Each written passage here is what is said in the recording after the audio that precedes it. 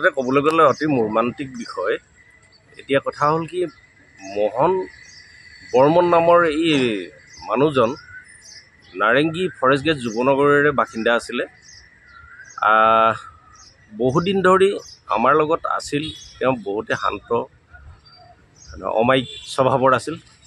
আজি দুৰ্ভাগ্যজনক কথা হৈছে কি, ল'ৰা ছোৱালীক স্কুলত থৈ আহি মোবাইলত কিবা এটা কথা পাতি আছিল। কথা পাতি থাকোঁতে ঠিক তেনে অৱস্থাতে কামৰূপ এক্সপ্ৰেছখন আহিল। আপোনালোকে জানে ৰেলবিলাক কিমান দ্ৰুত গতিত চলে। সেইখিনি ক্ষেত্ৰত ট্ৰেইনৰ এতিয়া আমি বিশ্বস্ত সূত্ৰে জানিব পৰা মতে ট্ৰেইনৰ কৰ্মচাৰী বা যিজন ড্ৰাইভাৰ আছিল তেখেতে অত্যন্ত বচাবৰ কাৰণে হৰণো পৰ্যন্ত মাৰিছিল। কিন্তু কথা হ'ল কি, তেওঁ মোবাইলত কথাত ব্যস্ত থকাৰ কাৰণে তেওঁ সেইখিনি ভ্ৰক্ষেপ কৰিব নোৱাৰিলে। ফলত তেওঁ এই জগতৰ পৰা তেখেতে যাব লগা হ'ল।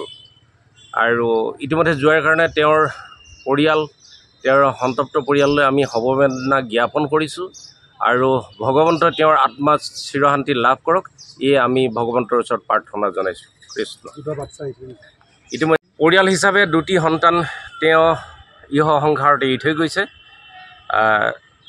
গতিকে তেওঁলোকৰো ভৱিষ্যত ভগৱন্তই ভালে কুশলে ৰাখক, এয়ে আমি ভগৱন্তৰ ওচৰত প্ৰাৰ্থনা জনাইছোঁ। যোৱাকালি 2টা হৈছিল, গম পাইনে? আমাৰ এটা মধুৰে ইতিমধ্যে জানিব পাৰিছোঁ, নাৰেংগীৰ পৰা গুৱাহাটী পল্টন বজাৰলৈকে 2টা এক্সিডেণ্ট দুৰ্ঘটনা হৈ গৈছে।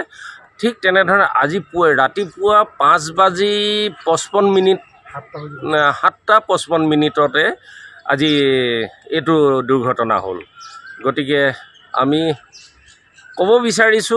জানিব বিচাৰিছোঁ, যিহেতু এখন কেন্দ্ৰীয় চৰকাৰৰ এখন যান বাহন, তাত আমি জনসাধাৰণে আমি সজাগতা আৰু সচেতন হৈ নচলিলে আৰু কেনেধৰণে কি তাৰ ৰক্ষণাবেক্ষণ হ'ব অদূৰ ভৱিষ্যতে, এইখিনি কথা আমি জানিব নোৱাৰিম আমি সাধাৰণ নাগৰিক হিচাপে। কিন্তু এই মোহন বৰ্মনৰ মোবাইলটোৱে কাল হ'ল।